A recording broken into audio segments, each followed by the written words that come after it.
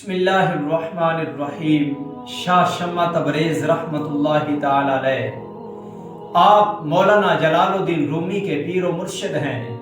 एक दफ़ा मौलाना जलालुद्दीन रूमी के पास आते हैं। क्या देखते हैं कि वो अपने मकतब में बैठकर किताबें पढ़ रहे थे। आप सवाल करते हैं कि मौलाना ये क्या है। अब मौलाना जवाब देते हैं कि ये वो चीज़ है, वो इल्म है जिसको आप नहीं जानते। अब थोड़ी देर के बाद मौलाना जलालुद्दीन रूमी कहीं जाते हैं तो उनके कमरे के साथ, मकतब के साथ एक पानी का तालाब था। शाह शम्मा तबरेज़ वो सारी किताबें उठाते हैं, उस तालाब में फेंक देते हैं।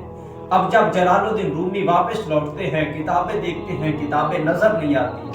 आकर घबरा कर सवाल करते हैं कि ऐ शाह शम्मा तबरेज़, वो मेरी किताबें कहाँ हैं।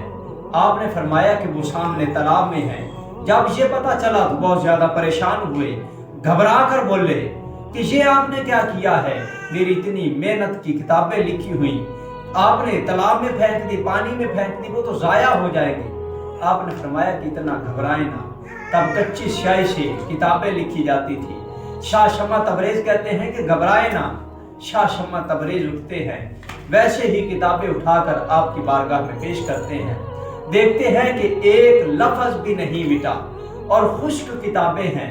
जब ये मंजर जलालुद्दीन रूमी देखते हैं तो चीख उठते हैं, चीख कर पूछते हैं कि ऐ शाह शम्मा तबरेज़, मुझे ये बताएं ये क्या है।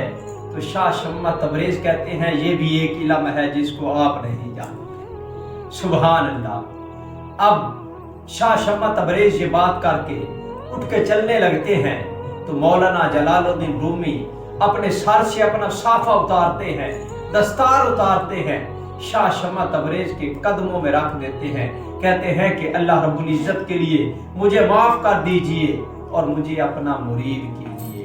तो तब शाह शम्मा तबरेज़ ने मौलाना जलालुद्दीन रूमी को अपना मुरीद किया और फरमाया कि मैं तो कब का तेरी तलाश में था।